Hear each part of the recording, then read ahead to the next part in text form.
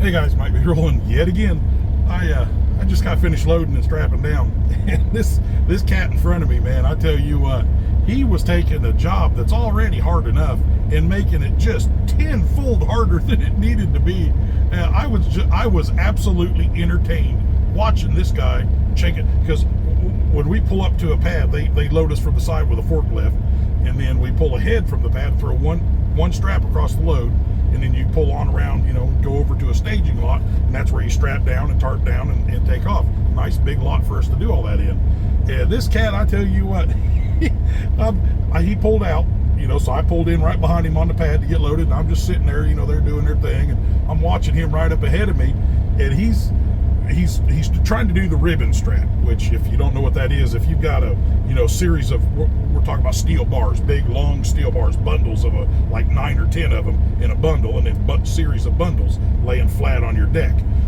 The safe thing to do is called the ribbon wrap, and that's where you come up and over the bars, down and under the bars, and then right back up and over the bars, and then down to the side and latch it. So you're bunching it together and pulling it down at the same time. You put a ribbon wrap on the front, on the back, and a ribbon wrap on the front, and then all down, up and down the load, you just go straight across to pull down.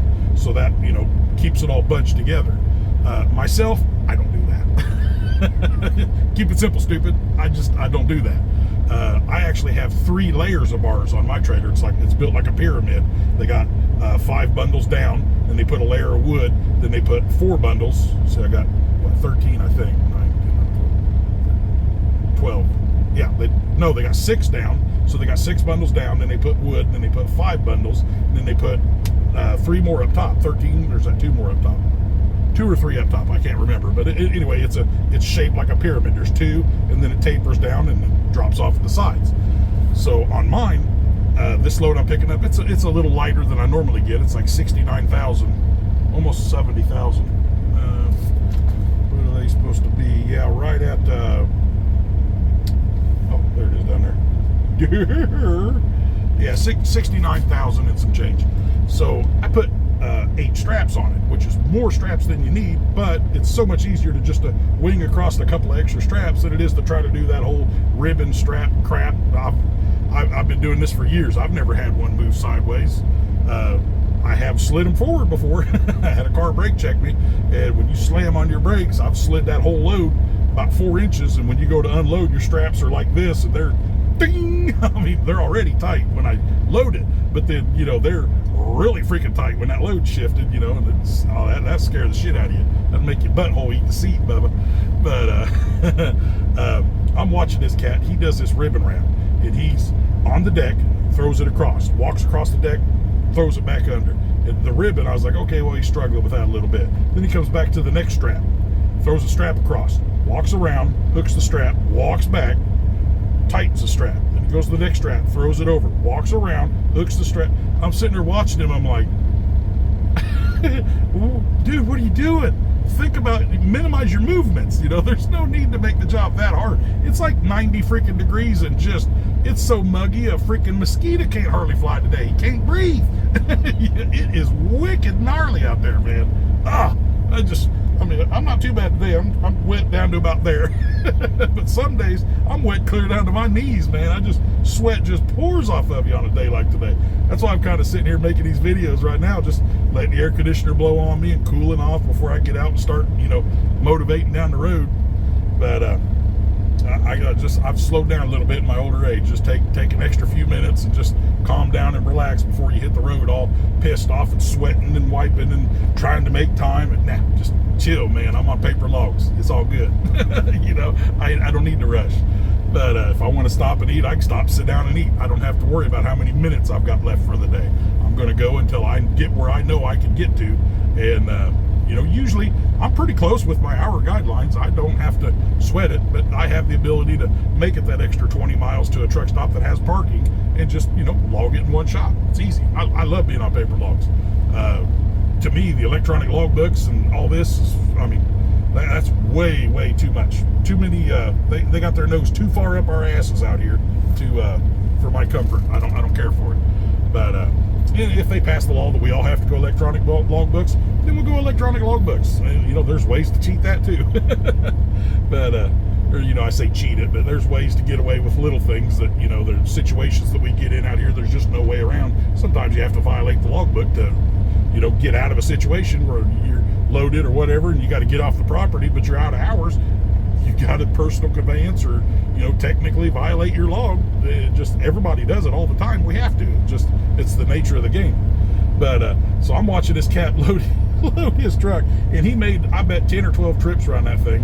And I pulled up when I got done loading. He'd already pulled off after doing the ribbon strap. I saw him just. He had like a GoPro mounted to his hard hat too. It looked like he was making some kind of a video because he was talking and trying to explain things as he was doing it. And I'm like, oh, the poor bastards that watch that video are going to learn how you're doing it. And they're going to hate this freaking job because you're doing it way too hard, man. Way too hard. Keep it simple, stupid. So he pulls on up, goes over around the corner to the strap down lot, and they finish loading me. 13 bundles. He only had 5 bundles on. I got all 13 bundles loaded. Pulled up, threw one strap across the top, walked around, hooked the, you know, I pull it off the winch, and then I wing it over the top. I walk around, I hook it, and I come back around, got my bar, and cinch it right down, good to go. One strap, then you can safely move to the strap down lot. So I get over here to the strap down lot, and he's over here still fighting that load. I pull up, I'm not kidding, I'm not exaggerating one bit.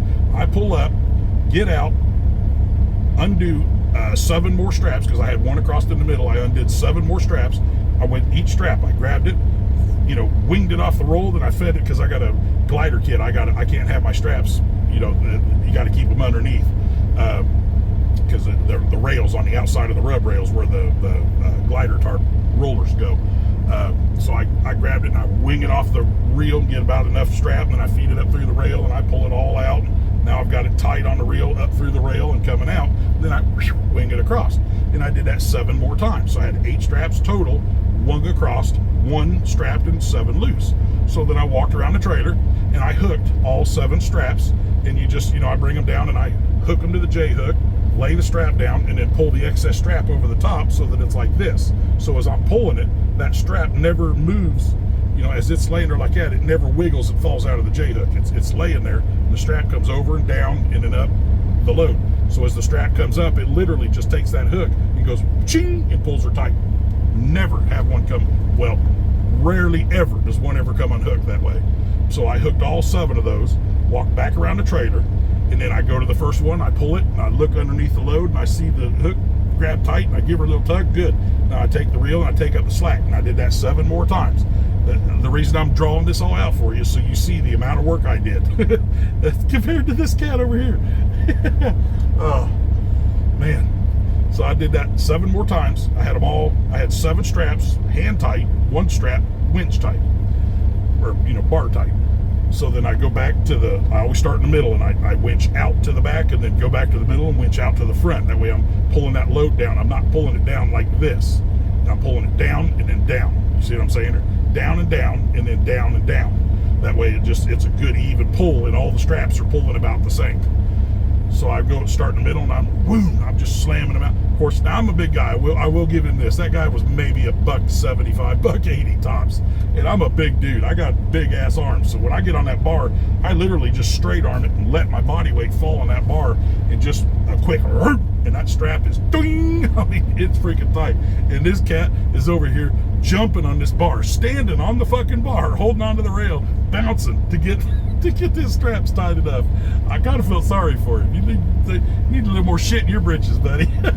Throw some extra taters on your plate tonight. Start bulking up.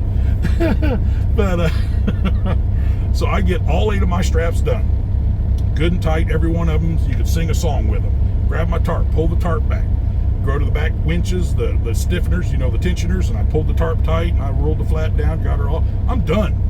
Just for shits and giggles, I walked around the back of the trailer acting like I was kind of inspecting everything, you know. I just wanted to see how far along he was. He was still throwing straps across. I got back up in my truck, and I sat here and made the video prior to this one about answering the guy's question about old engines and new trucks. I made that video, edited that video. You know, it didn't take long, just clip a little off the front and the back. and uploaded that video, started the upload process, and then that guy pulls out. I was like, my God, man, you added 20 minutes and a whole lot of frustration, at least 20 minutes extra, just because he didn't think about his movements. You know, you do things in a series and you do them the same way all the time. I mean, yeah, you're going to haul different loads, different shapes. They'll be chained down in different ways. But, you know, you don't throw one strap and walk around, and you're going to spend half your day walking around that damn long-ass trailer, 48-foot trailer. Throw all your straps and go around and hook all your straps, walk back around and tighten all your straps. It takes 2 trips around that trailer and you're done. Let's see, 1 trip, 1 round trip, call it, you know, each way. So it'll be, yeah, 1 round trip. But no, that just, I wanted to make this video because that guy he made his job so much harder than it needed to be. And hauling flatbed, I mean, it's not the easiest job in the world. It pays good because it's hard work. I mean, you get in some loads, you're gonna, you know, you're certainly gonna sweat, you're gonna get dirty, and you're gonna build muscle. You're gonna, you know, put a little effort into getting loaded. It's not like you just, you know, waddle your fat ass over to the door and pick up your bills and then walk outside, pull out of the dock, swing your doors, latch them, and then climb back up in the truck and take off. I mean, that's why that stuff doesn't pay very much, because it's cheap and anybody can do it. Flatbed, you know, you got to put a little effort into hauling flatbed. Why it pays better. But yeah, just quick video. I had to tell that story. That guy, man, I don't know what language he was speaking. I wasn't listening too close, but it certainly wasn't English. And he certainly, oh, and the funny thing, I got a chuckle out of it. When I got up my truck, and I'm, you know, parked right next to him, I got up my truck and sat down in the seat, and I was done, and I'm sweating, and I grabbed my rag, and I'm drying off my sweat, and I looked over at his truck to see, you know, kind of looked in my mirror. Well, I'm looking sideways at his truck, and the name of his company was Happy Valley. I thought, how ironic is that? That old boy ain't too happy right now. But anyway, got a quick laugh out of it. Hope you all enjoyed the video. Like, share, subscribe, comment, whatever. Tell me I'm a doofus. I don't care. Throw it in the comments, man. You got any questions or about trucking or anything you want to know about the trucking business, man?